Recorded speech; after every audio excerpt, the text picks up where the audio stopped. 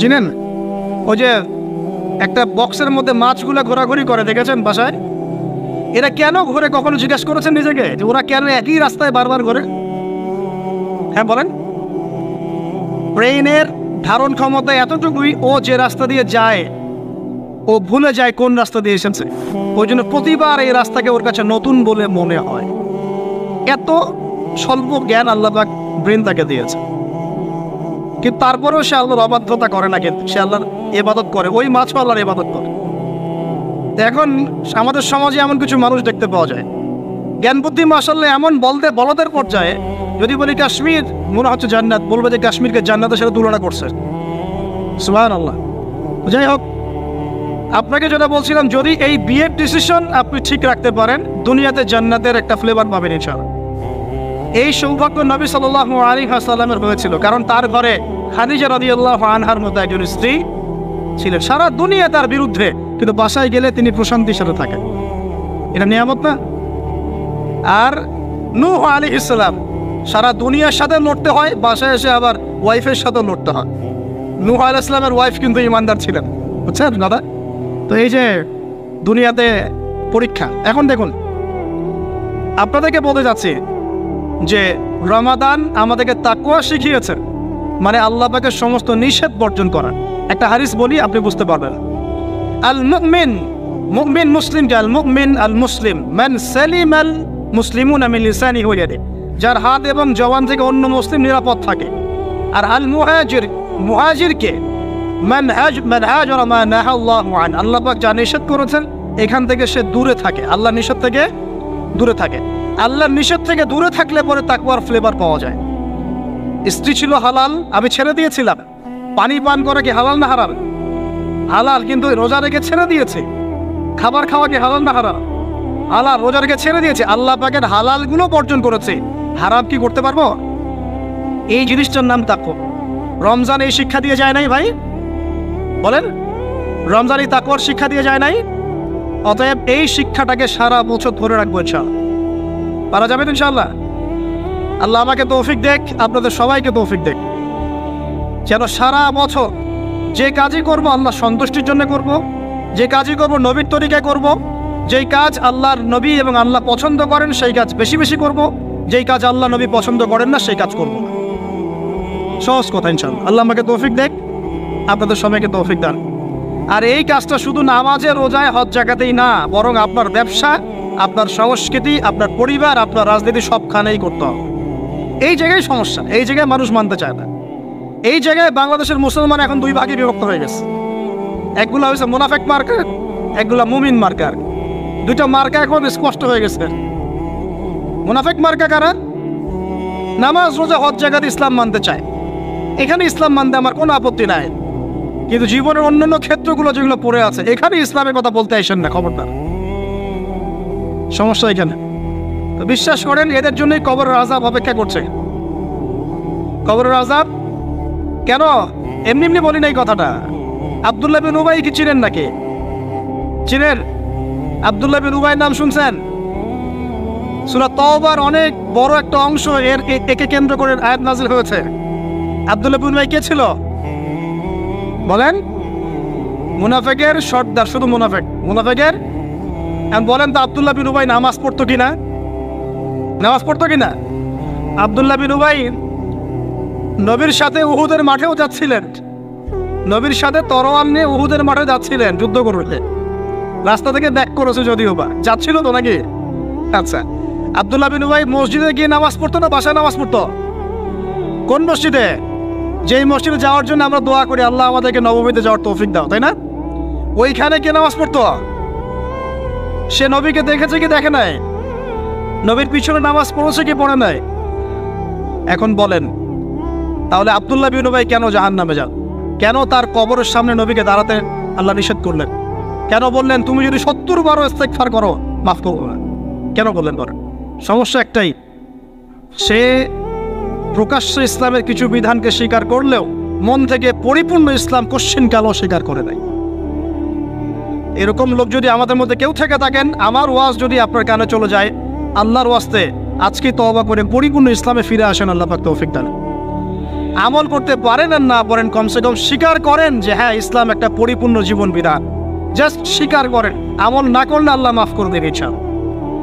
আল্লাহ যদি চান আমল না করলেও আল্লাহ তাকে মাফ করতে পারেন, যার আকীদা স্পষ্ট আছে যে ইসলাম একটা পরিপূর্ণ জীবন বিধান। আল্লাহ আমাদেরকে বোঝার তৌফিক দান।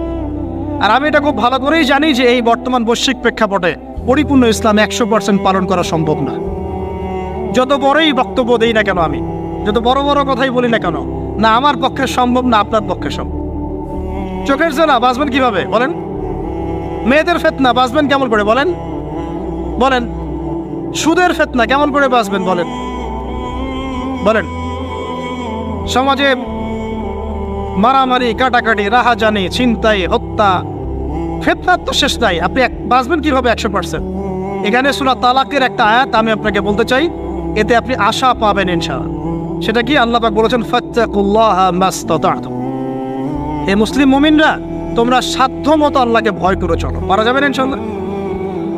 এরপরে বাকিটা আল্লাহকে বলবো, আল্লাহ আমি চেষ্টা করেছি, আমার ভাইরা চেষ্টা করেছে, আল্লাহ আমরা দিনের আমল করেছি, জ্ঞান অর্জন করেছি, দাওয়াতি কাজ করার চেষ্টা করেছি, আল্লাহ এতটুকু পেরেছি, বাকিটা তুমি মাফ করে দাও। আল্লাহ মাফ করবেন ইনশাআল্লাহ। 99টা খুন করার পর যদি আল্লাহ মাফ করতে পারেন, একজন ব্যভিচারিণী মহিলাকে যদি আল্লাহ পাক এক কুকুরকে পানি পান করানোর জন্য মাফ করতে পারে, আমাকে আপনাকে মাফ করতে পারেন না? অবশ্যই পারেন। তবে চেষ্টাটা আল্লাহ পাক দেখবেন। আল্লাহ পাক আমাদেরকে চেষ্টা করার তৌফিক দান। প্রিয় ভাই, 1 নাম্বার রমাদান দিয়ে গেছে কি আমাদেরকে? তাকওয়া। কি দিয়ে গেছে ভাই? ছেড়ে দিব না সারা বছর ধরে রাখবো? তাকওয়া মানে আল্লাহর নিষেধগুলো পা বেঁচে বেঁচে চলা। আল্লাহর নিষেধ যেখানে সেখানে পা দেওয়া যাবে না। আল্লাহ তৌফিক দান করুন, আমিন। রমজানকে চিরসবুজ করে রাখবো ইনশাআল্লাহ, যেটাকে আমরা বলি এভারগ্রিন রমাদান। রমাদান হবে চিরসবুজ ইনশাআল্লাহ। সারা বছরই রমাদানের ফ্লেভার থাকবে ইনশাআল্লাহ। তখনই হবে জীবনটা কিসের মতো? হ্যাঁ, জান্নাতি মানুষের মতো ইনশাআল্লাহ। তখনই হবে জীবনটা জান্নাতি মানুষের মতো। 1 নাম্বার। 2, রমাদান দিয়ে গেছে প্রিয় ভাই আমাদেরকে আল্লাহর জন্য ত্যাগের শিক্ষা। 2 নাম্বার, আল্লাহর জন্য ত্যাগের শিক্ষা মানে রমাদান মাসে আমরা খাবার ছেড়ে দিয়েছি, স্ত্রী সহবাস ছেড়েছি, পানি ছেড়েছি, মিথ্যা কথা বলা ছেড়েছি, মাপে কম দেওয়া ছেড়েছি। কার জন্য ছাড়ছি ভাই এগুলা? মানুষের জন্য? স্ত্রী সন্তানের জন্য? সমাজে মানুষ আমাকে একটা বড় হাজী সাহেব ডাকবে এই জন্য? কার জন্য ছাড়ছি বলেন তো? এই যে আল্লাহর জন্য ত্যাগের মানসিকতা শিখিয়ে গেছে রমাদান, সারা বছর ধরে রাখবো ইনশাআল্লাহ। রাজি আছি? 1 নাম্বার, শাওয়ালে 6 রোজা রাখবো ইনশাআল্লাহ, সারা বছর রোজা রাখার সওয়াব পাবো। 2 নাম্বার, রমাদানের শিক্ষা ছিল তাকওয়া, সারা বছর তাকওয়া ধরে রাখবো ইনশাআল্লাহ। 3 নাম্বার, রমাদান শিখিয়েছে আল্লাহর জন্য ত্যাগের মহিমা। আল্লাহর জন্য আমরা ত্যাগ করা শিখবো, ছেড়ে দেওয়া শিখবো ইনশাআল্লাহ। আর আমি আমার ক্ষুদ্র জীবনে অভিজ্ঞতা থেকে দেখেছি ছেড়ে দেওয়ার মধ্যে সুখ আছে। আর মনে করেন কেউ আপনি গালি দিয়েছে, তো আপনি অনেস্ট, আপনি সৎ এবং আপনি কোনো অন্যায় করেননি, আপনি মাজলুম, তারপরে আল্লাহর সন্তুষ্টির জন্য ছেড়ে দিলে, আচ্ছা ছাক কিছু দিয়েছে বা ওকে কিছু বললাম না, ছেড়ে দেন। এই ছেড়ে দেওয়ার মধ্যে যে এত সুখ, এটা আপনি বুঝতে পারবেন না। এই সুখটা উপলব্ধি করেছেন স্বয়ং রাসূল সাল্লাল্লাহু আলাইহি ওয়াসাল্লাম। মক্কা বিজয়ের দিন ওই যে বহু মানুষ এসে কি বলেছিল? ভয়ে কাঁপছে যে রাসূল সাল্লাল্লাহু আলাইহি ওয়াসাল্লাম তাদেরকে আবার মৃত্যুদণ্ড দেন কিনা, আছে না? আল্লাহ নবী বললেন যে লা তাসরিবা আলাইকুমুল ইয়াউমা, তোমাদের উপর আজকে আমার কোনো অভিযোগ নাই। ওয়া আনতুমুত তুলাকা, তোমরা মুক্ত, যাও, ছেড়ে দিল। এটা শান্তি। ইউসুফ আলাইহিস সালামের ভাইরা কুয়াতে ফেলে দিয়েছিল না? সেখান থেকে মিশরের বাজারে, সেখান থেকে রাজপ্রাসাদে, সেখান থেকে জেলখানায়, জেলখানা থেকে রাষ্ট্র ক্ষমতায়। কি লাইফ ট্র্যাজেডি, লাইফের ট্র্যাজেডি দেখেছেন? এখন ইউসুফ আলাইহিস সালাম যখন শেষে ভাইদেরকে চিনলেন, তিনি কি ভাইদের প্রতি প্রতিশোধ নিয়েছেন? বলেছেন যাও, মাফ করে দিলাম, ছেড়ে। এটাই শান্তি। আল্লাহর জন্য ত্যাগের মহিমার মধ্যে শান্তি আছে। আল্লাহ পাক আমাদেরকে ত্যাগ করার তৌফিক দান। তাই বলে সব জায়গায় আবার ত্যাগ করা যাবে না, এটাও মাথায় রাখতে হবে। বুঝতে পারছেন না কথা বলে? মনে করেন যে আপনার পরিবারে আপনার বোনকে কেউ টিস করেছে, না বুঝতে পারি, ছেড়ে দিব?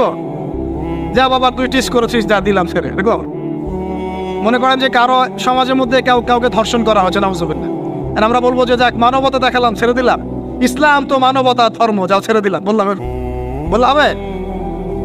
সব জায়গায় ইসলাম মানবতা শেখায় নাই, কারণ কোনো জায়গায় মানবতা না শেখানোটাই ফরজ। একজন চোরের উপর আপনি কি মানবতা দেখাবেন? একজন ধর্ষকের উপর আপনি কি মানবতা দেখাবেন? যে আরো ধর্ষণ কর বাবা, যা, উৎসাহ দিবেন? একজন খুনি, আপনি কি তাকে মানবতা দেখাবেন না ফাঁসি দিবেন?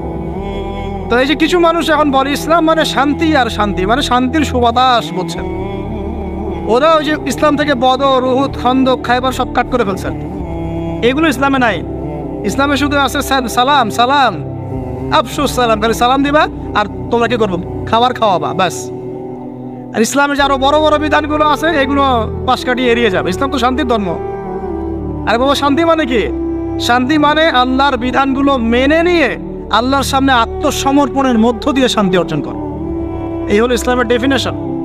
আল্লাহ পাক আমাদেরকে পূর্ণাঙ্গতা বোঝার তৌফিক দান করুন, আমিন। হ্যাঁ, যেটা বলছিলাম প্রিয় ভাইরা, অন্যের কষ্ট উপলব্ধি করে আমরা সারা বছর অন্যের স্বার্থকে অগ্রাধিকার দিব ইনশাআল্লাহ। যদি আমাদেরকে কেউ কষ্টও দেয়, আল্লাহর ওয়াস্তে মাফ করে দিবেন।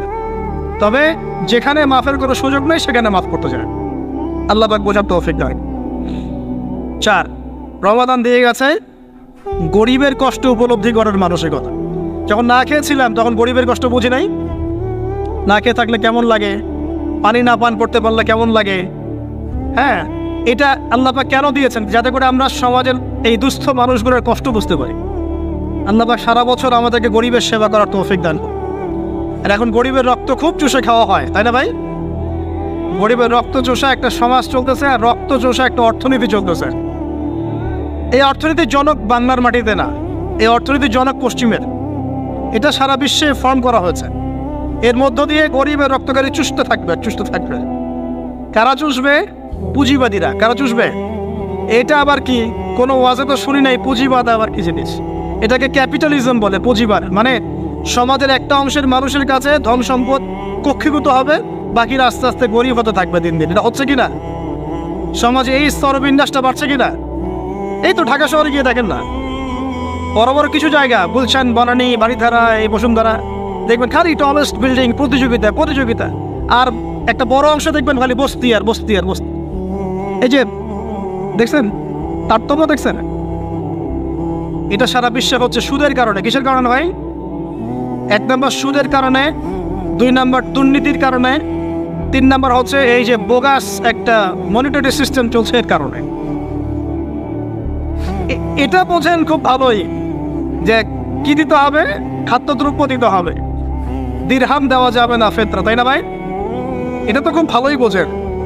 তো নবী সাল্লাল্লাহু আলাইহি ওয়াসাল্লাম যে গোল্ড দিনার আর সিলভার দিরহাম ইউজ করতেন, আপনি এখন কাগজের টাকা ইউজ করেন কেন? বলেন এখন কথা বলেন। এটা তো খুব ভালোই বুঝলেন যে খাদ্যদ্রব্য দিয়ে ফেতরা দিব।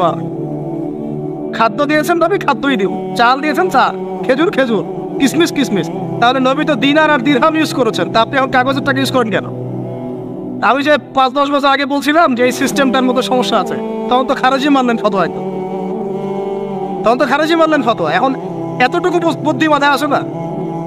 দিনার দিরহাম এটাই ইসলামিক কারেন্সি, এটাই ইসলামিক কারেন্সি। আমরা যেগুলো চালাচ্ছি এগুলো ইসলামিক কারেন্সি নয়, কিন্তু পুরো বৈশ্বিক প্রেক্ষাপটে আমরা মানতে বাধ্য হচ্ছি। ইসলামিক খেলাফতই ইসলামিক পলিটিক্যাল ভিউ, কিন্তু সারা বিশ্বে খেলাফত নাই, আমরা মানতে বাধ্য হচ্ছি। ডেমোক্রেসি, সেকুলারিজম মানতে বাধ্য হচ্ছি। এটা বাধ্য হয়ে আমরা করছি, কিন্তু তাই বলে তো ইসলামিক জিনিস আর অন ইসলামিক জিনিস একাকার হয়ে যায় নাই, হয়ে গেছে। পর্দা, শরিয়া পর্দা পুরো উপর থেকে প্রতিষ্ঠা নাই, অনেকেই বেপর্দায় চলছে। আমরা তো বেপর্দা সমাজে চলতে বাধ্য হচ্ছে, হচ্ছে না? হচ্ছে কি না? এটা বাধ্য হয়ে আমরা করছি, কিন্তু কেউ কি মেনে নিয়েছে এটা? এই ইন্টেলেকচুয়াল ল্যাকিংসের কারণেই তো আজকে এই অবস্থা। প্রিয় ভাইয়েরা, বোঝার চেষ্টা করেন গভীর থেকে। রমাদান মাস গরিবের কষ্ট উপলব্ধির মাস ছিল। আল্লাহ পাক আমাদের সবাইকে গরিবের কষ্ট বোঝার তৌফিক দান করুন। আর আল্লাহর ওয়াস্তে চেষ্টা করবেন গরিব মানুষের খাওয়ানোর, এতিমের দায়িত্ব নেয়ার। প্রত্যেকটা এলাকায় এলাকায় এতিমখানা গড়ে তোলেন, এতিমদেরকে ফ্রি পড়াশোনার ব্যবস্থা করেন, তাদেরকে কোরআন শেখান, তাদের পিছনে টাকা ইনভেস্ট করেন, তাদের মাথায় হাত বোলান। আল্লাহ রহম করবে ইনশাআল্লাহ। আল্লাহ তৌফিক দান করে দেবেন। এরপরে রমজান শিখিয়ে গেছে আমাদেরকে 5 নাম্বার। বেশি লম্বা করবো না, আমি আপনাদেরকে বিরক্ত করতে যাচ্ছি না, আমি 10টা পয়েন্ট বলছি। 5 নাম্বারটা দেখুন, এটা মনোযোগ দেন, এটা খুব ইম্পর্টেন্ট। রমজান দিয়ে গেছে কোরআন। রমজান কি দিয়ে গেছে ভাই? এটাই তো সবচেয়ে বড় কথা নাকি? রমজানের সবচেয়ে বড় কথা কি? এই মাসে কি হয়েছে? কোরআন নাজিল হয়েছে। তো রমজান মাস চলে গেছে, কি আমরা কি কোরআনটাকে এখন বন্ধ করে রেখে দিব ভাই? রমাদান মাসে কারা কারা কোরআন খতম করেছেন হাত তোলেন দেখি। সুবহানাল্লাহ, মাত্রই কয়জন? রমাদান মাসে কোরআন খতম করেছেন কারা কারা? অন্তত একবার। আল্লাহু আকবার। আল্লাহ আমাদেরকে মাফ করুন না, আমিন। আল্লাহ আমাদেরকে মাফ করুন। আমি খুবই হতাশ হলাম। রমাদান মাসে কোরআন অন্তত একটা বার তো খতম করা উচিত ছিল নাকি ভাই? আচ্ছা, রমজানের সম রাখেন কেন জানেন? রমজান মাসে কোরআন নাজিল হয়েছে, এটা রমজানের সম্মান। আল্লাহ পাক বলেন নাই শাহরুর রমাদান আল্লাযী উনজিলা ফীহিল কোরআন? আল্লাহ পাক বলেন নাই রমজান সেই মাস যেই মাসে কোরআন নাজিল হয়েছে? ইন্না আনজালনাহু ফী লাইলাতিল কদর, কদরের রাতে আমি কোরআন নাজিল করেছি। তাহলে রমাদান মাসে কোরআন পেয়েও যারা কোরআন পড়লো না, বুঝলো না, খতম করলো না, আমি তাদের জন্য আফসোস ছাড়া কিচ্ছু করতে পারছি না। আচ্ছা যাই হোক, যা করেছেন করেছেন, তওবা করা যাবে তো ইনশাআল্লাহ? আমার সাথে বলেন আস্তাগফিরুল্লাহ আল্লাযী লা ইলাহা ইল্লা হুয়াল হাইয়ুল কাইয়্যুম ওয়া আতুবু ইলাইহি। আল্লাহ আমাদের সবাইকে কোরআন তেলাওয়াত করার তৌফিক দান করুন, সবাইকে কোরআন তেলাওয়াত শেখার তৌফিক দান করুন। আর ভাই, যোগ্যতা অর্জন করে তো দিনের কাজ করতে হবে, আগে তো কোরআন তেলাওয়াত করা শিখতে হবে নাকি? আল্লাহ পাক সবাইকে কোরআন তেলাওয়াত শেখার তৌফিক দান করুন, কোরআনের তাফসীরগুলো পড়ার তৌফিক দান করুন। আল্লাহ পাক প্রতি মাসে কমপক্ষে একবার করে কোরআন খতম করার তৌফিক দান। আল্লাহর রাসূল রমজান মাসে কোরআন এক খতম করতেন। জিবরাইল আলাইহিস সালাম আসতেন, তিনি পড়তেন, তিনি শুনতেন, তিনি পড়তেন, তিনি শুনতেন। এভাবে তারা প্রতি রমাদানে কোরআন খতম করতেন কি না? তার মানে মাসে কোরআন খতম করা রাসূলের সুন্নাত না? আমরা কি এই সুন্নাতটা জীবিত করতে পারবো না ইনশাআল্লাহ? প্রত্যেক দিনে এক পারা করে পড়লেই হয়ে যায়। এক পারা মানে 20 পৃষ্ঠা। এই হাফেজি কোরআনের 20 পৃষ্ঠা, সময় লাগবে সর্বোচ্চ 1 ঘন্টা থেকে 1.5 ঘন্টা, সর্বোচ্চ 1 ঘন্টা থেকে 1.5 ঘন্টা। যারা হাফেজ তাদের সময় লাগে আধা ঘন্টাও না, আধা ঘন্টা। পারবো না ভাই ইনশাআল্লাহ? আল্লাহ পাক এই রমজান মাসের এই কোরআনকে সারা বছর আঁকড়ে ধরার তৌফিক দান করুন। এই কোরআন নাজিল হওয়ার পরে আইয়ামে জাহিলিয়াত পরিবর্তন হয়েছিল, আবু জাহেলের শাসন পরিবর্তিত হয়ে মুহাম্মাদের শাসন হয়েছে। অতএব কোরআন থেকে বিমুখ জাতি কখনো দিন কায়েম করতে পারবে না। আল্লাহ পাক বোঝার তৌফিক দান করুন, আমিন। আমাদের যুবক ভাইরা একটু ওয়াদা করতে পারি তো ইনশাআল্লাহ সবাই কোরআন তেলাওয়াত করা শিখবো, প্রত্যেক মাসে এক খতম দেবো ইনশাআল্লাহ, কোরআনের অর্থ পড়বো ইনশাআল্লাহ। না অর্থ পড়ার দরকার নাই, খালি প্রত্যেক হরফে 10 নেকি কামাই করবো, অর্থ পড়ার কোনো দরকার নাই ভাই? আচ্ছা যাক, কিছু মানুষ আবার রাগ করে অর্থ পড়তে বললে, কারণ স্বার্থ আছে। যদি আপনারা কোরআনের অর্থ পড়া শুরু করেন এবং হাদিসের চর্চা করা শুরু করেন, দিনই পড়াশোনা করা শুরু করেন, তখন তো অনেক ধর্ম ব্যবসা বন্ধ হয়ে যাবে। আর কথা বুঝতে পারছেন না মনে হয়?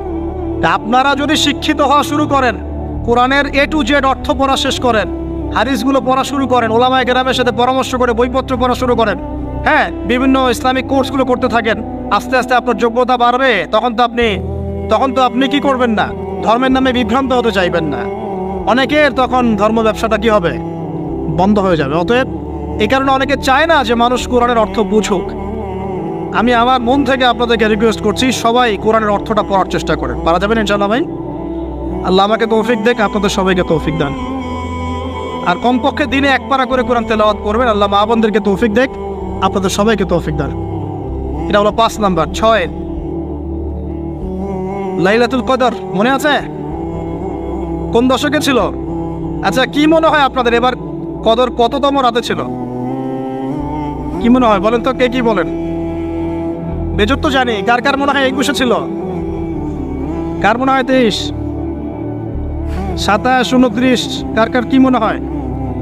আমি আমার জীবনে, এবার আমি আমার অভিজ্ঞতা বলি, আমার জীবনে এইরকম রমাদান আমি কখনো কাটাই নাই। আমার কাছে মনে হয়েছে এই রমজানেও আল্লাহ আমাদের প্রতি নারাজ হয়ে আছে। পুরো রমজান চলে যাচ্ছে, বৃষ্টি হচ্ছে না, এই সামান্য একটু বৃষ্টি। অথচ রমজান মাস আসার আগেই পরিবেশ ঠান্ডা হয়ে যেত না? আগে রমজান মাসে কন্টিনিউয়াসলি বৃষ্টি হতো, স্পেশালি শেষের দশকে অনেক বৃষ্টি হতো। এবং বৃষ্টি ছিল একটা আলামত, যেটা দেখে আমরা চিনতে পারতাম যেটা কদরের রাত হতে পারে। এবার চেনাই যাচ্ছে না, খেয়াল করে দেখেন নাই? গরম, আর আমরা তো ঢাকায় ছিলাম, গরমের তীব্রতায় থাকা যাচ্ছে না, এসি থেকে বাইরে বেরিয়ে হওয়া যাচ্ছে না। আল্লাহ পাক নারাজ, ইস্তেসকার দোয়া করা হচ্ছে, বৃষ্টি হচ্ছে না। চিন্তা করতে পারেন? আর এমনও যুগ ছিল যে ওলামায়ে কেরাম, মানে দ্বীনের যারা রিপ্রেজেন্টেটিভ, আলেম ওলামা, মুত্তাকি পরহেজগার ব্যক্তিরা আনাচে কানাচে দোয়া করতো, সাথে সাথে বৃষ্টি নামা শুরু হতো। আমরা হচ্ছি না। শোনেন কেন হচ্ছে না, কারণ আমরা হয়তোবা এখনো সেই পর্যায়ের তাকওয়া, সেই পর্যায়ের আল্লাহ ভীতি এখনো অর্জন করতে পারি নাই, যে আমরা দোয়া করলেই সাথে সাথে কবুল হয়ে যায়। হয়তোবা আমাদের ভিতরে অনেক ত্রুটি আছে, এই ত্রুটিগুলো আগে দূর করতে হবে, আল্লাহ পাক তৌফিক দান করুন। আর আমার মনে হয় এমন অনেক মানুষ এই বাংলার জমিনে আছেন যারা যদি এই নামাজের সুযোগ পেতেন তাহলে তারা দোয়া করার সাথে সাথেই বৃষ্টি বর্ষণ, কিন্তু তারা সুযোগ পাচ্ছেন না। এই একজন ছেলে বুঝতে পারছে কথার অর্থটা কি। এমন বহু মানুষ বাংলার মাটিতে আছে, হয় তারা যদি সুযোগ পেত নামাজটা পড়ার হয়তো বা বৃষ্টি হতো। নাই বুঝলেন, একটু লেটে বোঝেন। আচ্ছা, বাংলাতে এমন অনেক মানুষ আছে যারা নীরবে নিভৃতে তাহাজ্জুদে আল্লাহর কাছে এত কান্নাকাটি করে, এত আমল করে, এত পরহেজগার মানুষ, তাদের দোয়ার বদৌলতে অনেক কিছু হয়। এটা আপনারা বিশ্বাস করেন? বিশ্বাস করতে হয়। আল্লাহ পাকের এই বান্দারা দুনিয়াতে আছে বলেই বহু কিছু হয়। আল্লাহর অনেক আযাব গজব আল্লাহ পাক উঠিয়ে নেন। আর এখন যে অবস্থা হয়েছে, আমরা সবাই বেশিরভাগই, আমরা সবাই বলবো না, বেশিরভাগই আমরা সুবিধাবাদী মুসলিম হওয়ার চেষ্টা করছি। ইসলামের যে অংশগুলো পালন করলে খুব মজা লাগে এগুলো আমরা পালন করতে চাই, যেগুলো পালন করলে সমস্যা হতে পারে আমরা গায়ে দাগ লাগতে দিতে চাই না। মানে আমি চলবো ঠিক, গায়ে যেন একটা আচরণ না লাগে, কেউ ভালো মন্দ না বলে, গালিগালাজ না করে, সুন্দরের মতো চলবো আর কি। অথচ এই সুন্নত নবী সাল্লাল্লাহু আলাইহি ওয়াসাল্লামের তাকদীরও জোটে নাই। বুঝেছে? বুঝতে হবে। আল্লাহ পাক আমাদের সবাইকে পরিপূর্ণ কোরআন সুন্নাহ ফলো করার তৌফিক দান করুন, আমিন। এই লাইলাতুল কদর নিয়ে কথা বলছিলাম, এটা পাওয়ার জন্য ইতিকাফ করেছিলাম কিনা? অনেকে করেছেন। রাত জেগেছেন কিনা? এই যে রাত্রি জাগরণ করার যে ব্যাপারটা, এটা কি রমজানের শিক্ষা? রমজানের ছেড়ে যাওয়া একটা চেতনা কেমন? রাত জাগরণের মধ্য দিয়ে আল্লাহকে পাওয়া যায়। তারাবি পড়েছেন, তাহাজ্জুদ পড়েছেন না? এই তাহাজ্জুদে আপনি আল্লাহর কাছে চেয়েছেন, দোয়া করেছেন, আল্লাহকে ডেকেছেন, জিকির করেছেন, তখন আল্লাহর সাথে আপনার একটা গভীর সম্পর্ক ছিল না? এই সম্পর্ক রমজান যাওয়ার সাথে সাথে কি বন্ধ করে দেব? সারা বছর ধরে রাখবো ইনশাআল্লাহ, আমিন। আচ্ছা, 7 নম্বর ভাই, রমাদানে আল্লাহ রাব্বুল আলামিন আমাদের অনেককেই কিন্তু তারাবি পড়ার তৌফিক দিয়েছেন, দেন নাই? এখন তারাবি এবং নামাজের বিষয়টা কেমন ছিল? আমরা একটা ঐক্যবদ্ধভাবে কাজ করেছি না? একসাথে সবাই মিলে তারাবি পড়েছি, একসাথে আমরা সালাত পড়েছি। এই রমজানের এই যে ঐক্যের শিক্ষাটা, এই শিক্ষাটা কিন্তু রমজান চলে যাওয়ার সাথে সাথেই আমরা আবার বিভক্ত হওয়া শুরু করি। আমরা এই তারাবি, সালাত, জামাতে সালাত, সাদাকাতুল ফিতর, ঈদের জামাত, এগুলোর মধ্যে একটা শিক্ষা নিব, সেটা হলো ঐক্যের চেতনা। কিসের চেতনা ভাই? আমরা সমাজের মধ্যে একটা ঐক্য নিয়ে আসার চেষ্টা করবো। আল্লাহ পাক তৌফিক এনায়েত করুন, বলি আমিন। 8 নম্বর, রমজান মাসে আমরা যাকাত দিয়েছি অনেকে, সাদাকাও করেছেন অনেকে। দান সাদাকা বেশি বেশি করেছেন, যাকাত দিয়েছেন, সাদাকাতুল ফিতর দিয়েছেন, মাশাআল্লাহ। এই কাজগুলো কেন করেছেন? যাতে সাদাকার মধ্য দিয়ে আমাদের গুনাহগুলো মাফ হয়ে যায়। আল্লাহ পাক আমাদেরকে এই সাদাকার ওসিলায় কালকে আমাদের মাফ করেন, আরশের ছায়া দেন এবং জান্নাত দান করেন। এই দান সাদাকার সিলসিলাটা, বেশি বেশি দান সাদাকার সিলসিলাটা সারা বছর চালু রাখতে হবে, আল্লাহ পাক তৌফিক এনায়েত করুন। আর এই দান করার সময় খেয়াল রাখবেন দানের টাকা কোথায় যাচ্ছে, খেয়াল রাখবেন আপনার দানের টাকা যাচ্ছে কোথায়, খেয়াল রাখতে হবে। এগুলো সমস্যা চলছে না সমাজে? দান কোথায় করবেন খেয়াল রাখবেন, কোন জায়গায় দান করলে আপনার দানটা সঠিকভাবে ইউটিলাইজ করা হবে এবং ইসলামের পথে এটা কাজে লাগানো হবে, এটা খেয়াল রাখবেন।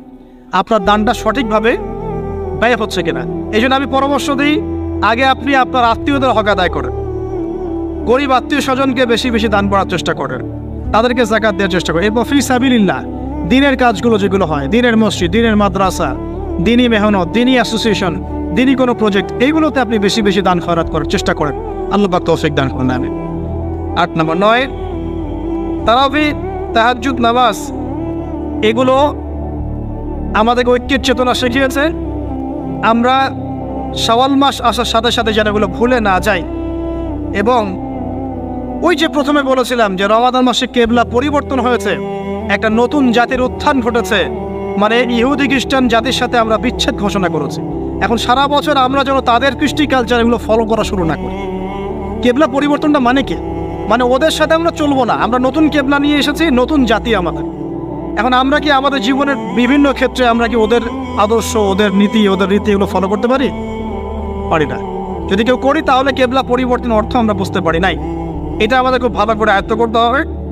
আর সর্বশেষ যে কথাটা বলতে চাই সেটা হলো, রমাদান মাসে ওই যে বদরের যুদ্ধ হয়েছিল, মনে আছে?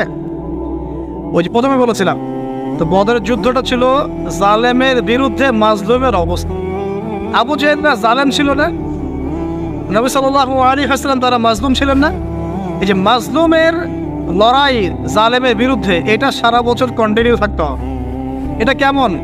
আমাদের সবার নফসই এখন জালেম, জালেম কি না?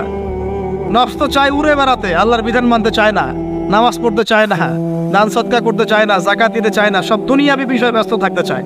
নফসকে আগে কন্ট্রোল করেন, নফসের জুলুমগুলো আগে দমন করেন।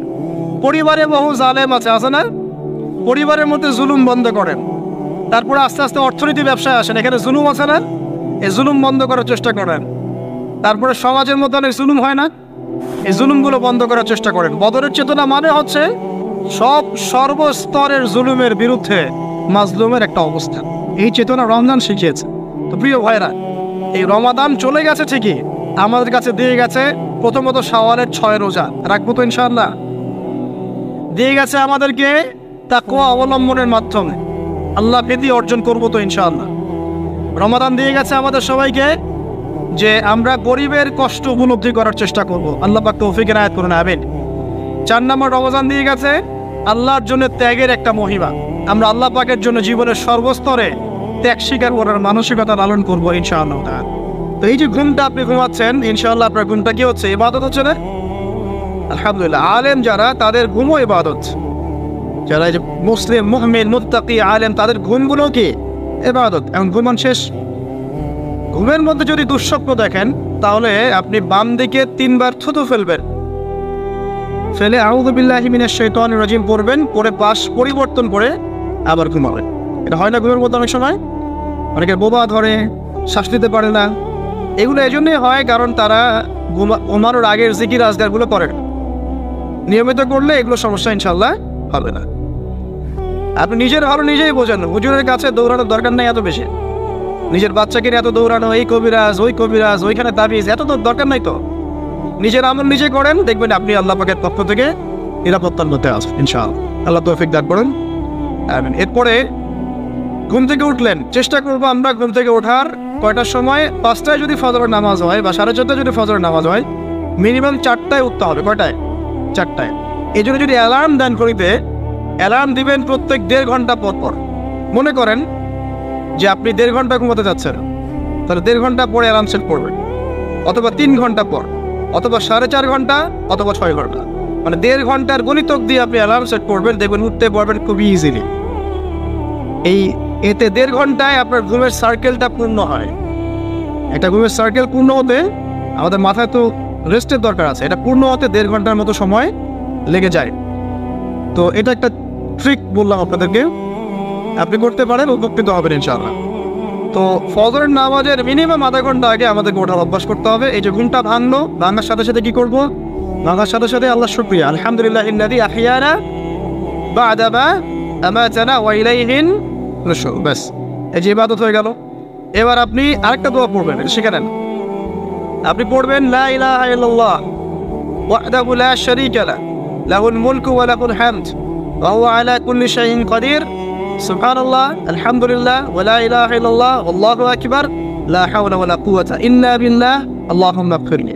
এটা পড়ার পরে হাত তুলে দোয়া করেন, যা দোয়া করবেন তাই পাবেন ইনশাআল্লাহ। এটা জানতেন? জানতেন না? তো এই দোয়াটা হচ্ছে দোয়া কবুলের অস্ত্র। ঘুম থেকে ওঠার পর যদি এই দোয়াটা করে দোয়া করেন, ইনশাআল্লাহ দোয়া কবুল হয়ে যাবে ইনশাআল্লাহ। আমাদের জীবনে চাওয়া পাওয়ার কি অভাব আছে? প্রচুর চাওয়া পাওয়া। বৈধ চাওয়া পাওয়াগুলোকে পাওয়ার জন্য আল্লাহর সাথে সম্পর্ক করতে হয়, আর আল্লাহ পাকের সাথে সম্পর্কে কিছু ওসিলা মাধ্যম লাগে। এই দোয়াগুলো হলো মাধ্যম, আমলগুলো হচ্ছে মাধ্যম। তো আল্লাহ পাক যেমনটা বলেছেন, ফাযকুরুনি আযকুরকুম ওয়াশকুরুলি ওয়া লা তাকফুরুন, তোমরা আমাকে স্মরণ করো, আমিও তোমাদেরকে স্মরণ। আল্লাহ পাক তো এভাবে বলেছেন, যখন একজন মানুষ মনে মনে আমাকে ডাকে, আমিও মনে মনে ওকে স্মরণ করি।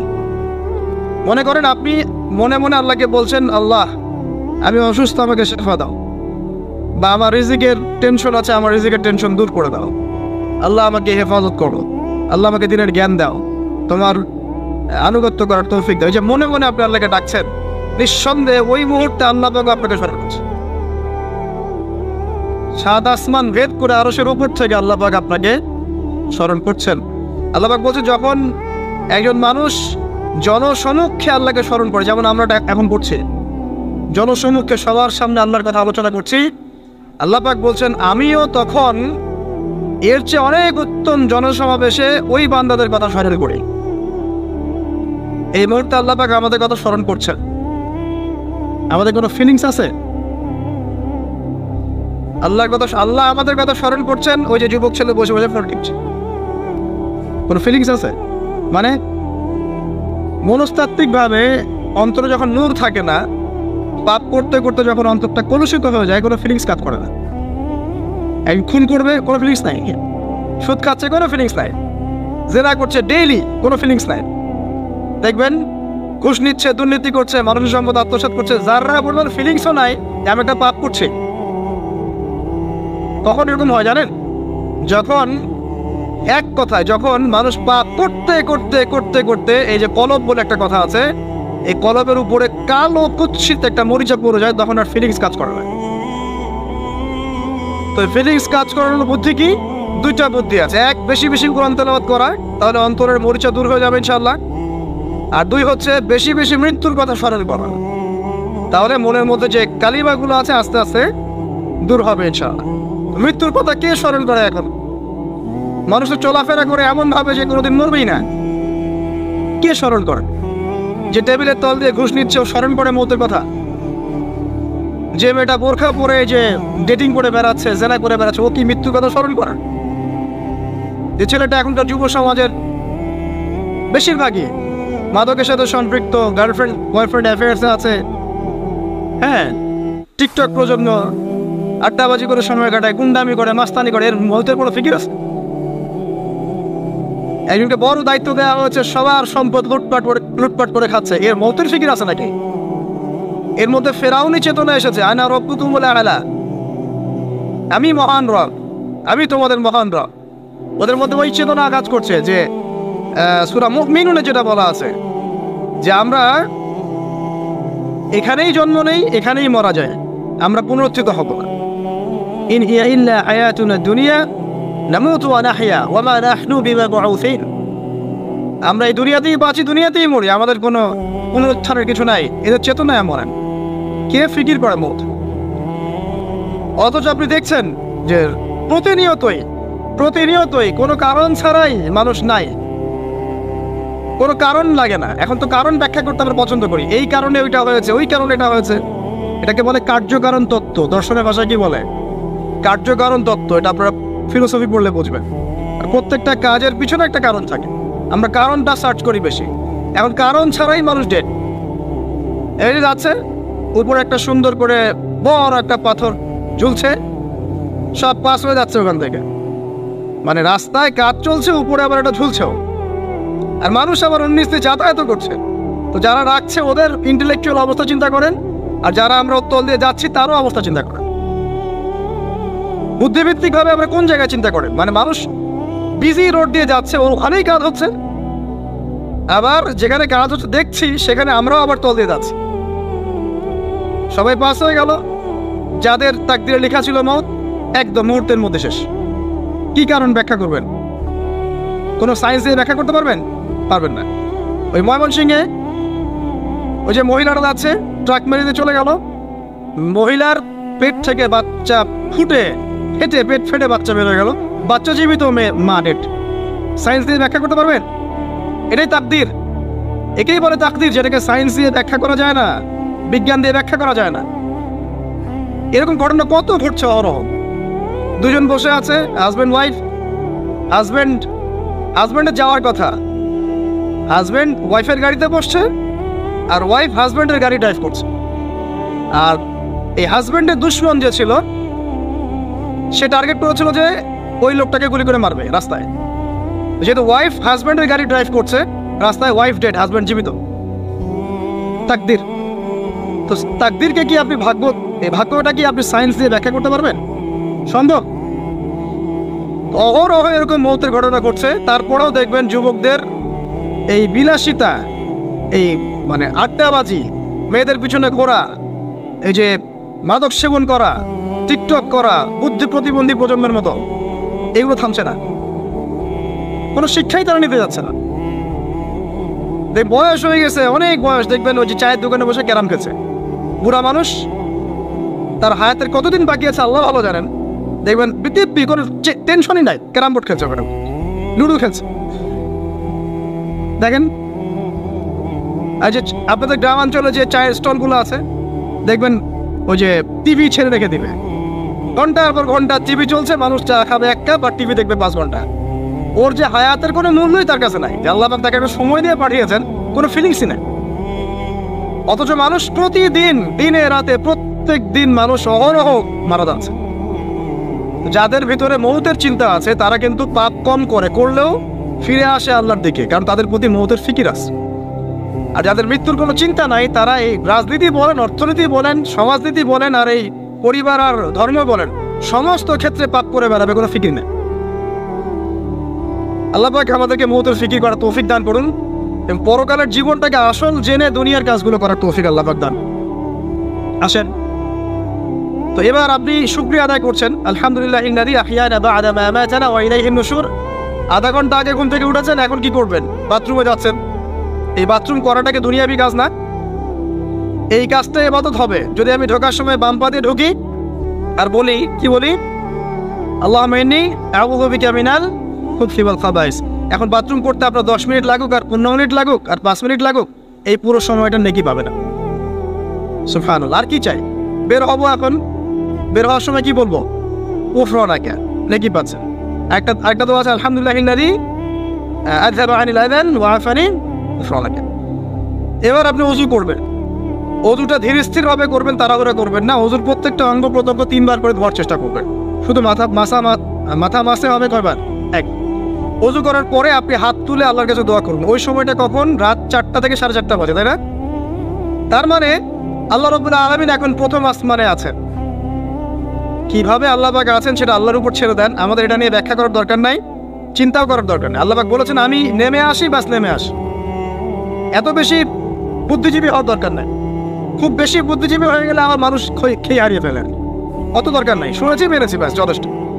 আল্লাহ পাক নেমে আসেন, কি বলেন? আল্লাহ বলেন যে কেউ কি আছো আমার কাছে কিছু চাইবে, আমি দিব। কেউ কি আছো যে আমাকে ডাকবে, আমি তোমার ডাকে সাড়া দেব? কেউ কি আছো আমার কাছে কোনো কিছু দোয়া করবে? হ্যাঁ, হাজত আছে, আমি পূরণ করে দেব। এভাবে আল্লাহ পাক ফজর পর্যন্ত বলতেই থাকেন, বলতেই থাকেন, বলতেই থাকেন। বলেন তো, আমাদের কোনো ফিকির আছে?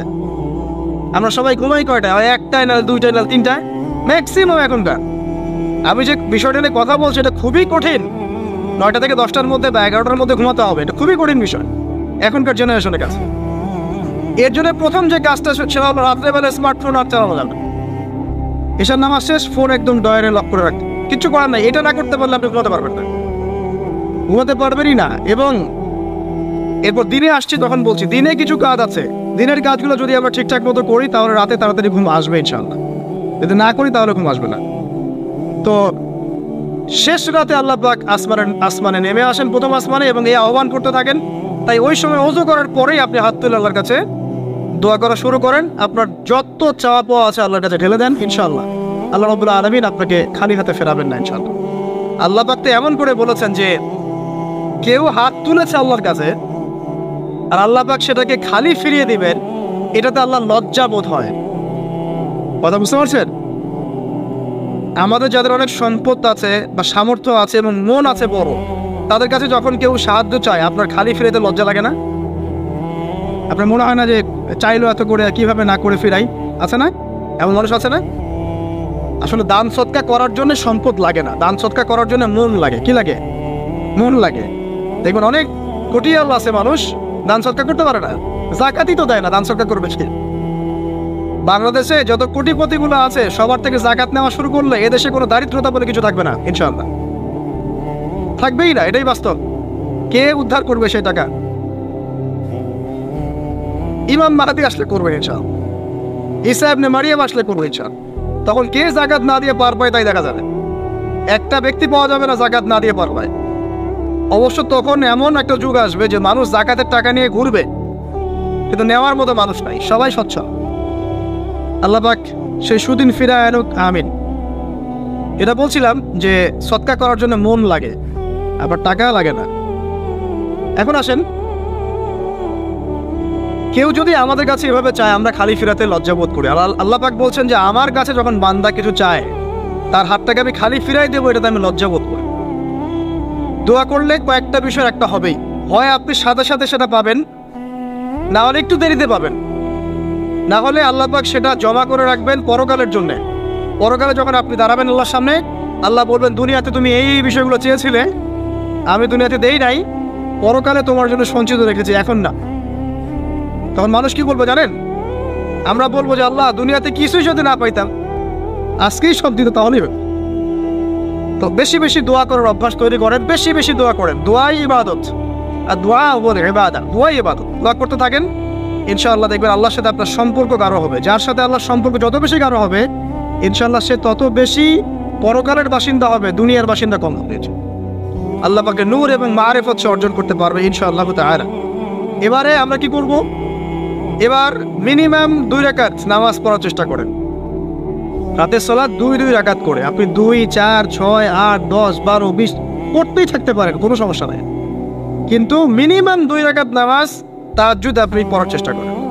পড়া যাবে না? আর নামাজটাকে তাড়াহুড়া করবেন না, কাইন্ডলি আল্লাহর ওয়াস্তে তাড়াহুড়া করুন। রিল্যাক্সে কেরাত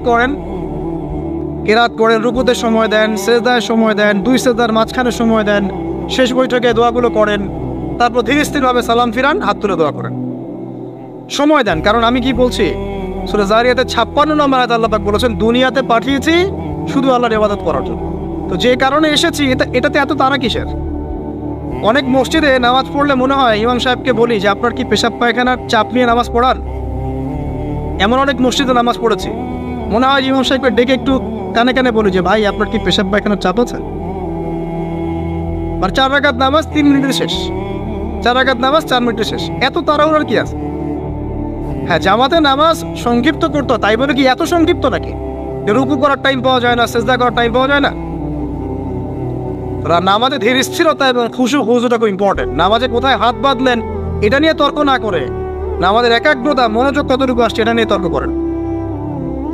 ভিতরের রূহটাই আসল, আধ্যাত্মিকতাটাই আসল। হ্যাঁ, একজন ভাই হাত বেঁধেছে মনে করেন এখানে, কেউ বেঁধেছে এখানে, এটা নিয়ে ঝগড়া করেন।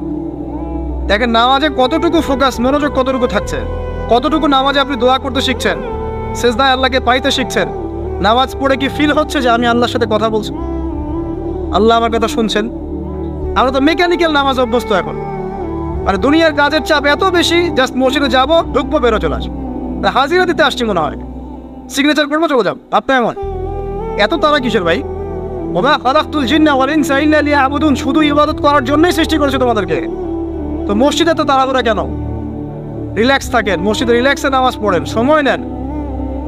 ফজরের নামাজ পড়ার আগে আপনি বাসার থেকে 2 রাকাত সুন্নত পড়ে আসতে পারেন, এটা আরেকটা ভালো আমল। কারণ নবী সাল্লাল্লাহু আলাইহি ওয়াসাল্লাম সুন্নত নামাজগুলো কি করতেন? বাসায় পড়তেন। এতে বাসার মধ্যে বরকত হবে, শয়তান দূর হয়ে যাবে। এই যে তাহাজ্জুদ আপনি 2, 4, 8, 10 যত পারেন পড়েন, মিনিমাম 2 রাকাত পড়েন, ধীর স্থিরভাবে পড়েন। নামাজ শেষ করে আবার আল্লাহর কাছে দোয়া করেন, দেখবেন যে ইনশাআল্লাহ আপনার দোয়া কবুল হবে। আর দোয়া যে কবুল হয় এটা আপনি নিজেই বুঝতে পারবেন, নিজেই বুঝবেন, কারো কাছে যাওয়া লাগবে না। এবার ফজরের সালাতের সময় হয়ে গেল, আজান হচ্ছে, আজানের জবাব দিব, দিয়ে বাস হেঁটে হেঁটে মসজিদ, প্রত্যেক পদক্ষেপ হেঁটে যাব আর দোয়া করব। কি দোয়া করব? যে আল্লাহ আমাকে নূর দান করো। কি দান করো? আল্লাহুম্মা ইজআল ফি কলবি নূরা ওয়া ফি লিসানি নূরা ওয়া ফি সাম'i নূরা ওয়া ফি বাসরি নূরা ওয়া আন ইয়ামিনি নূরান ওয়া আন শিমালি নূরান ওয়া মিন ফাওকি নূরা ওয়া মিন তাহতি নূরা আল্লাহুম্মা ইজআল ফি নাফসি নূরা। মানে এর অর্থ হচ্ছে আল্লাহ আপনি আমার ডানে বামে সামনে পিছনে শরীরে আত্মায় দেহে সবখানে আল্লাহ আপনার নূর দান করুন। নূর কেন? কারণ দুনিয়ার মধ্যে অনেক অন্ধকার, অন্ধকার না, সব জাহিলিয়াতের অন্ধকার। এখানে পথ চলতে হলে নূর লাগবে, আলো লাগবে। এটা কে দিবে? আল্লাহ দিবে। কবর বড় অন্ধকার, ওখানে থাকতে হলে ভালোভাবে কি লাগবে? আলো লাগবে। হাসরের মাঠ অন্ধকার, ওখানে ভালোভাবে থাকতে হলে কি লাগবে? আলো লাগবে। এই জন্যে নামাজে যাওয়ার সময়, অন্ধকার সময় এই দোয়াগুলো করতে হয়। আর তার আগে একটা কথা বলতে ভুলে গেছি, বাসা থেকে যে বের হচ্ছেন তখন কি পড়বেন? কি পড়বেন? বিসমিল্লাহি তাওয়াক্কালতু আলাল্লাহ ওয়ালা হাওলা ওয়ালা কুওয়াতা ইল্লা বিল্লাহ। এটা পড়ে বের হলে শয়তান দূরে চলে যাবে, ফেরেশতা আপনার কাছে চলে আসবে। এবার নামাজে আসলাম, জামাতের সাথে নামাজ পড়বেন, ফজরের নামাজ, এবং ফজরের সালাতের কেরাতটা লম্বা করার চেষ্টা করুন। এটা সুন্নাত, ফজরের সালাতের কেরাত লম্বা করার সুন্নাত। এবং নামাজ শেষ হওয়ার সাথে সাথেই উঠেও চলে যাবেন না, নামাজ শেষ এবার আপনি ওখানে বসে থাকবেন, বসে বসে জিকির আজকারগুলো করবেন। কি কি জিকির করবেন আমি কয়েকটা আপনাদেরকে শিখিয়ে দিচ্ছি, বাকিগুলো আপনারা কিতাব থেকে শিখে নেবেন। সালাম ফেরানো শেষ, প্রথমে একবার আল্লাহু আকবার, তারপর 3 বার আস্তাগফিরুল্লাহ আস্তাগফিরুল্লাহ আস্তাগফিরুল্লাহ। এরপরে পড়বেন আল্লাহুম্মা আনতাস সালাম ওয়া মিনকাস সালাম তাবারাকতা ইয়া যাল জালালি ওয়াল ইকরাম পড়বেন। তারপর আল্লাহুম্মা আইন্নি আলা যিকরিক ওয়া শুকরিকা ওয়া হুসনি ইবাদাতিক। এরপরে পড়তে পারেন আয়াতুল কুরসি, যেটা একটু আগে বলেছি, তাসবিহাত সুবহানাল্লাহ আলহামদুলিল্লাহ আল্লাহু আকবার 33 33 33 পরে কালিমা শাহাদা, অথবা 10 10 10ও পড়ার দলিল আছে। এরপরে পড়বেন সুবহানাল্লাহি ওয়া বিহামদিহি আদাদা খালকিহি ওয়া রিদা নাফসিহি ওয়া জিনাতা আরশিহি ওয়া মিদাদা কালিমাতিহি 3 বার, এটা 3 বার। তারপর 3 কুল 3 বার করে, সূরা ইখলাস 3 বার, ফালাক 3 বার, নাস 3 বার, সূরা হাশরের শেষ 3 আয়াত একবার। এরপরে পড়বেন সাইয়্যিদুল ইস্তিগফার, মানে সমস্ত ইস্তিগফারের শ্রেষ্ঠ ইস্তিগফার। এটা কোনটা? আল্লাহুম্মা আনতা রাব্বি লা ইলাহা ইল্লা আনতা খালাকতানি আনা আবদুক ওয়া আনা আলা আহদিক ওয়া ওয়াদিক মাস্তাতা'তু আউযু বিকা মিন শাররি মা সানা'তু আবুউ লাকা বিনি'মাতিকা আলাইয়া ওয়া আবুউ বিযানবি ফাগফিরলি ফাইন্নাহু লা ইয়াগফিরু যুনুবা ইল্লা আনতা। এটা যে পড়বে সকালে পড়ে যদি রাতের মধ্যে মারা যায় জান্নাত ইনশাআল্লাহ, আবার সন্ধ্যায় পড়ে যদি সকালের আগে মারা যায় জান্নাত ইনশাআল্লাহ। এত বড় অস্ত্র, এত বড় একটা সুযোগ। এরপরে পড়বেন আমার পছন্দের কয়েকটা, আউযু বিকালিমাতিল্লাহি তাম্মাতি মিন শাররি মা খালাক 3 বার। এটা যদি আপনি পড়েন আপনি দৃশ্য অদৃশ্যের ক্ষতি থেকে বেঁচে থাকবেন ইনশাআল্লাহ। দুষ্ট জিন শয়তান আপনার কোনো ক্ষতি করতে পারবে না ইনশাআল্লাহ। আরেকটা খুবই শক্তিশালী দোয়া আছে, সেটা হলো বিসমিল্লাহিল্লাযী লা ইয়াদুররু মা ইসমিহি শাইউন ফিল আরদ ওয়ালা ফিস সামা ওয়া হুয়াস সামিউল আলিম 3 বার করে। এইটা যে পড়বে, এই যে জিন বলেন, ভূত বলেন, যে পেতনি বলেন, যেগুলো আমরা ভয় পাই, ঠিক আছে, চোখ লাগা বলেন, বদনজর বলেন, যা যা আছে, হিংসুকের হিংসা, কোনো কিছুই আপনার কোনো ক্ষতি করবে না। এবং ইনশাল্লাহ আপনি হঠাৎ মৃত্যুবরণ থেকে বেঁচে থাকবেন ইনশাল্লাহ, হঠাৎ মৃত্যুবরণ। এটা কিন্তু সবার জন্য নিয়ামত না, এটা সবার জন্য নিয়ামত না। তারপরে আসেন, এরপর পড়বেন 10 বার লা ইলাহা ইল্লাল্লাহু ওয়াহদাহু লা শারীকা লাহু লাহুল মুলকু ওয়া লাহুল হামদ ওয়া হুয়া আলা কুল্লি শাইইন কাদির। এটা 10 বার পড়লেও হবে, আর যদি 100 বার পড়তে পারেন তাহলে আপনার চেয়ে বেশি নেকি কেউই অর্জন করতে পারবে না। যদি 100 বার এই দোয়াটা কেউ পড়ে সারাদিনে, লা ইলাহা ইল্লাল্লাহু ওয়াহদাহু লা শারীকা লাহু লাহুল মুলক ওয়া লাহুল হামদ ওয়া হুয়া আলা কুল্লি শাইইন কাদির, ওই দিন শয়তান তার কাছে আসবে না। 100 গুনাহ আমলনামা থেকে কেটে দেওয়া হবে, 100 নেকি লিখে দেওয়া হবে, এবং আল্লাহর কাছে দিন শেষে একটা তালিকা পেশ করা হয়, আজকের দিনে কে কি আমল করেছে, এই তালিকায় তার নাম দেখবেন সবার আগে আছে। ওই ব্যক্তির নামও থাকতে পারে যে 100 বারের চেয়ে বেশি পড়েছে, তখন তার নাম আগে চলে যাবে, এর নামটা পরে চলে আসবে। কথা বুঝতে পারছেন? মিনিমাম 100 বার পড়তে পারলে খুব ভালো হয়, যদি না পড়েন কমপক্ষে কয়বার? 10 বার। আসেন, এরপরে পড়বেন 10 বার দরুদ শরীফ, আল্লাহুম্মা সাল্লি আলা মুহাম্মাদ ওয়া আলা আলি মুহাম্মাদ, যেটা আছে দরুদ ইব্রাহিম, এটা পড়তে পারেন, অথবা ছোট করে পড়তে পারেন আল্লাহুম্মা সাল্লি ওয়া সাল্লিম আলা নবিয়িনা মুহাম্মদ, এটা পড়লেও হবে, অথবা আল্লাহুম্মা সাল্লি আলা মুহাম্মাদ ওয়া সাল্লিম, এতটুকু পড়লেও ইনশাআল্লাহ আকাদায় হয়ে যাবে। 10 বার যে ব্যক্তি দরুদ পড়ে সকালে সন্ধ্যায়, নবী সাল্লাল্লাহু আলাইহি ওয়াসাল্লাম তার জন্য পরকালে সুপারিশ করবেন ইনশাআল্লাহ। যদি আমরা নবীজির সুপারিশ পেতে চাই, দরুদের কোনো বিকল্প নাই, বেশি বেশি দরুদ পড়তে থাকেন, তার সুন্নাহ অনুসরণ করেন, বেশি বেশি দরুদ পড়তে থাকেন, মিনিমাম সকালে 10 বার, সন্ধ্যায় 10 বার, ইনশাআল্লাহ আল্লাহ নবী সুপারিশ করবেন ইনশাআল্লাহ তাআলা। আরেকটা আছে রাদিতু বিল্লাহি রাব্বান ওয়া বিল ইসলামি দীনান ওয়া বি মুহাম্মাদিন সাল্লাল্লাহু আলাইহি ওয়াসাল্লাম নবিয়্যা। এর একটা বড় ফজিলত আছে। কি ফজিলত? যে ব্যক্তি এই দোয়াটা সকাল সন্ধ্যা 3 বার করে পড়ে, কিয়ামতের মাঠে আল্লাহ পাকের উপর হক হয়ে যাবে, ওয়াজিব হয়ে যাবে, আল্লাহ ওই ব্যক্তিকে সন্তুষ্ট করে দেবেন ইনশাআল্লাহ। সন্তুষ্ট করে দিবেন মানে কি? ইনশাআল্লাহ সে জান্নাতে যাবে। আরেকটা আছে, এটা বলে শেষ করি, হাসবি আল্লাহু লা ইলাহা ইল্লা হু আলাইহি তাওয়াক্কালতু ওয়া হুয়া রাব্বুল আরশিল আযীম। এটা পড়তে হবে 7 বার। কয়বার? 7 বার। তাহলে কি হবে? আপনার দুনিয়া আখিরাতের যে চাওয়া পাওয়াগুলো আছে এর জন্য আল্লাহ পাকই আপনার জন্য যথেষ্ট হয়ে যাবে ইনশাআল্লাহ, কাউকে লাগবে না।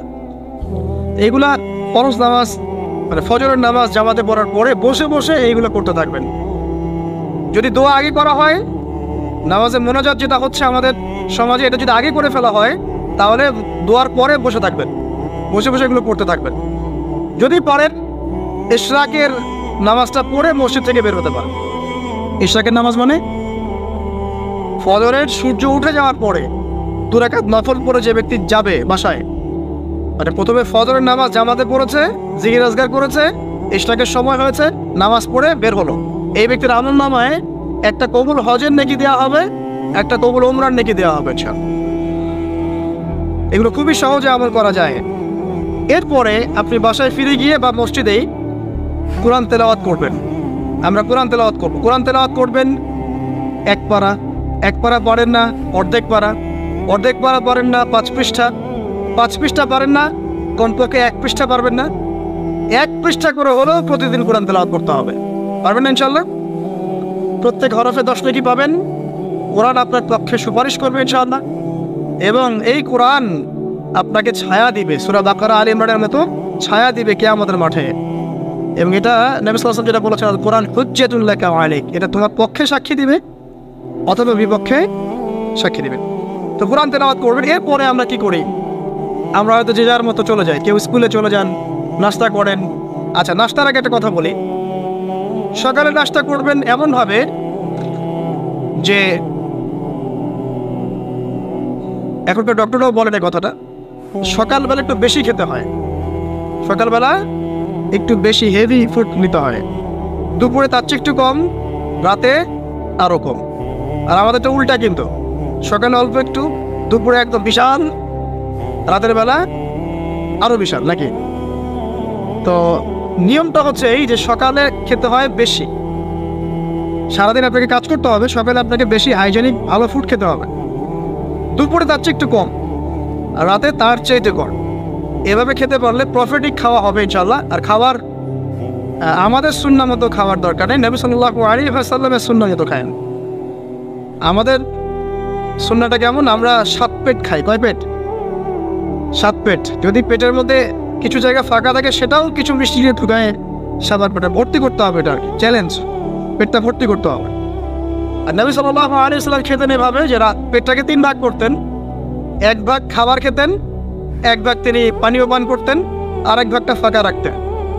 আপনি এভাবে খাওয়া শুরু করেন, দেখবেন আপনি ফিজিক্যালি ফিট ফিল করছেন এবং আপনি ক্লান্ত হচ্ছেন কম, অলসতা কম আসছে কাজে, আপনি এনথুজিয়াজম পাবেন ইনশাআল্লাহ তাআলা। তো খাবারের ব্যাপারটা সতর্ক থাকে। আর এই যুগে খাবারের মধ্যে প্রচুর ভেজাল আছে, চেষ্টা করতে হবে ম্যানুফ্যাকচার্ড খাবারগুলো বাদ দিয়ে হোমমেড যে ফুডগুলো আছে, হোমমেড ফুড মানে বাসায় যেগুলো আমরা তৈরি করি, ফ্রেশ হাইজেনিক ফুডগুলো খাওয়ার চেষ্টা করতে হবে। স্পেশালি বাচ্চাদের ব্যাপারে সতর্ক থাকতে হবে। বাচ্চা থেকে তরুণদেরকে এমন কোনো খাবার খাওয়া যাবে না যে খাবারটা খেলে আপনি অসুস্থ হয়ে যান, আপনার স্ট্যামিনা কমে যায়, আপনি ফিজিক্যালি দুর্বল হয়ে পড়েন। এটা খুব খেয়াল রাখবেন। খাবার এই যে আপনারা যে গ্রাম অঞ্চলে থাকেন, আপনারা সৌভাগ্যবান একদিক থেকে যে আপনারা ফ্রেশ খাবার উৎপন্ন করে খেতে পারেন। শেষ জামানায় খাবারের মধ্যে খুব ভেজাল আসবে, এটা বিভিন্ন হাদিস দিয়ে মেলানো যায়, আমি ওদিকে যাচ্ছি না। কিন্তু কনক্লুশন বললাম, শেষ জামানায় খাবারে প্রচুর ভেজাল আসবে। তো এই ভেজালগুলো থেকে দূরে থাকতে হলে আমাদেরকে হাইজেনিক ফুডের দিকে ফোকাস করতে হবে এবং প্রোডাক্ট খাবার উৎপন্ন করে খেতে পারলে খুব বেশি ভালো হয়, না পারলে রুট লেভেল থেকে খাবার নিয়ে আসতে হবে। আর অ্যাটলিস্ট ম্যানুফ্যাকচার যে খাবারগুলো বাজারে ঘোরাফেরা করে এগুলো অ্যাভয়েড করতে হবে। আল্লাহ পাক বোঝার তৌফিক দান করুন। আমি আর লম্বা করছি না, শেষ করে দিচ্ছি ইনশাআল্লাহ। লেখাপড়া এবং ওয়ার্কের বিষয়গুলো বলছিলাম যে আমরা যারা লেখাপড়া করবো, প্রফিটিক লাইফস্টাইল করতে হলে এবং প্রোডাক্টিভ মুসলিম হতে হলে লেখাপড়াটা করতে হবে আল্লাহ সন্তুষ্টির জন্যে। চাকরি বাকরি ব্যবসা বাণিজ্য যাই করে, কৃষিকাজ, সব কিছুর উদ্দেশ্য হবে কি? আল্লাহ সন্তুষ্টি অর্জন করে এবং ওই ক্ষেত্রে সৎ থাকা, কাউকে না ঠকানো, মাপে কম না দেওয়া, দুর্নীতি না করা, ঘুষ না নেওয়া। তাহলে আপনার জীবনের প্রত্যেকটা কাজই কি হবে? ইবাদত হিসেবে গণ্য হবে ইনশাআল্লাহ তাআলা। শেষ করার আগে আমরা জোহরের ওয়াক্তে চলে আসছি। আপনি আপনার জব সেকশনে কাজ করছেন, নামাজের ওয়াক্ত হলো, নামাজ পড়ে নেবেন। আচ্ছা, নামাজের আগে আপনি 4 রাকাত সুন্নত পড়বেন, শেষে 2 রাকাত। চেষ্টা করবেন দিনে 12 রাকাত সুন্নত পড়ার জন্য।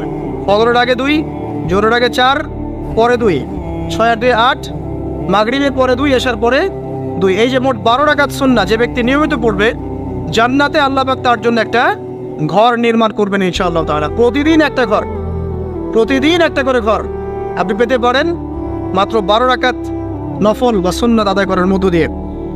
জোহরের ওয়াক্ত চলে আসলো, আমরা যেখানে থাকি, স্কুলে বা কলেজ ইউনিভার্সিটিতে বা চাকরির ক্ষেত্রে, নামাজটা পড়ে নেব ইনশাআল্লাহ। এরপর আবার কাজে যান, কাজ করেন, লাঞ্চ করেন, খাওয়া দাওয়া করেন। আবার খাওয়ার সুন্নাহ বলে যায় না, 7 পেট না, 1 পেট খাওয়ার, 1 পেট পানি, 1 পেট ফাঁকা, এবং হাইজেনিক ফুড, ম্যানুফ্যাকচার না। তারপরে যান, রেস্ট করেন, কাইলুলা যেটাকে বলে, 1 থেকে 1.5 ঘন্টা রেস্ট করেন, ঘুমান। তারপরে আপনি বিকেল সময়টা আবার আসরের নামাজ পড়েন, আপনার কর্মক্ষেত্রে কাজগুলো সারেন। সন্ধ্যায় আপনি আবার বাসায় ফিরে আসবেন। এই সন্ধ্যায় বাসায় ফিরে আসবেন, ফিরে আসার পরে মাগরিবের সালাত পড়লেন জামাতে। পড়ার পরে বিকেল টাইমটা, মাগরিবের আগে বিকেল টাইমটা আপনি ঘুরতে যান, পরিবারকে সময় দেন, বাচ্চাদেরকে সময় দেন, একটু দিনী ভাইদের সাথে বসেন। ওই সময় যদি কোনো হালাকা অ্যারেঞ্জ করা যায়, মসজিদ ভিত্তিক তালিমে বসেন, 2টা হাদিস পড়েন, কোরআন একটু দার্স নেন, বা অনলাইনে কোনো লেকচার শুনেন বা বই পড়েন, কিছু একটা করেন। আর পরিবারকে সময় দেন। পরিবারকে সময় দেওয়ার পর মাগরিবের ওয়াক্ত হয়ে যাওয়ার পরে, মাগরিবের নামাজ শেষ, ফজরের পর আপনি যে আমলগুলো করেছেন মাগরিবের পর, সেই আমলগুলো আবার করতে হবে, সেম কাজ। এভাবে করতে করতে দেখবেন 1 ঘন্টা চলে গেল। বাসায় গিয়ে আপনি পরিবারকে সময় দেন, আপনার অফিসের কাজ, হোমওয়ার্ক, স্কুলের কাজ, ইউনিভার্সিটির কাজ, এগুলো শেষ করেন। শেষ করার পরে আপনি রাতের খাবার খেয়ে নেন, খেয়ে নিয়ে আবার চলে আসেন মসজিদে, এশার নামাজ পড়েন, পড়ে বাসায় গিয়ে জাস্ট ঘুমেন, আর দেখা দেখি নাই। তখন আপনি আবার দেখবেন ফজর ওই 4টা 3টা উঠতে পারবেন, তাহাজ্জুদ করতে পারবেন, ফজর পড়তে পারবেন, আবার আপনার দিনটা লম্বা হবে ইনশাআল্লাহ।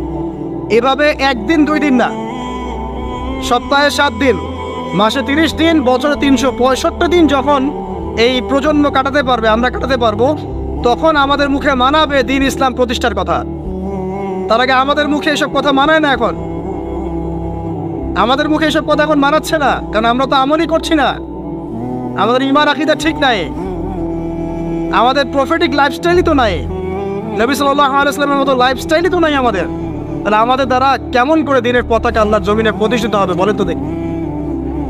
এভাবে যখন একটা উম্মাহ গড়ে উঠবে, খুবই ডিফিকাল্ট, এটা কিন্তু অনেক বড় চ্যালেঞ্জ। এবং এটাই সবচেয়ে বিগ টাস্ক, যে এই আমরা যারা আছি, আমাদের ইয়াং তরুণ প্রজন্ম, আমাদের মা বোন, বাচ্চা কাচ্চা এবং আমাদের বৃদ্ধ, সবাই মিলে যখন এইভাবে মুভ করবে, তখন দেখবেন একটা জাতি সকাল থেকেই সজাগ, সকাল থেকেই জাতি সজাগ।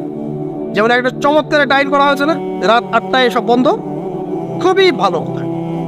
কেউ অ্যাপ্রিসিয়েট করুক না করুক, আমি শুরুতে বলেছি আলহামদুলিল্লাহ, খুব ভালো। অ্যাটলিস্ট এখন 10টায় ঘুমাতে পারবো, তারপরেও দেখবেন 3টার আগে ঘুমাচ্ছে না। কিন্তু আপনি মদিনায় গিয়ে দেখবেন ফজরের পর থেকেই সব কিছু লাইভ, স্কুল, কলেজ, দোকানপাট, অফিস সব ওপেন। কারণ আমাদের উম্মত, এই উম্মতের জন্য ফজরের পরের সময়টাতেই বরকত রাখা হয়েছে।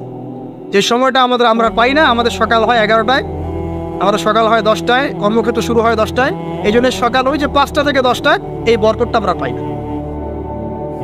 এভাবে যদি আমরা নিয়মিত 24 ঘন্টা কাটাতে পারি, ওই যে আয়াতটা প্রথমে বলেছি, ওয়ামা খালাকতুল জিন্না ওয়াল ইনসা ইল্লা লিয়াবুদুন, আমি জিন এবং মানুষকে শুধুমাত্র আমার ইবাদত করার জন্যই সৃষ্টি করেছি। এই আয়াতটার হক আদায় হবে ইনশাআল্লাহ, ব্যক্তি জীবন সুন্দর হবে ইনশাআল্লাহ, আমাদের পরিবারগুলো সুন্দর হবে ইনশাআল্লাহ, আমাদের যুব সমাজ একটা গতি পাবে, হ্যাঁ, এবং তারা প্র্যাকটিক্যাল বাস্তব বিষয়গুলোকে নিয়ে ব্যস্ত থাকবে, অবাস্তব অনেক জিনিসগুলো যেন ছুটবে না।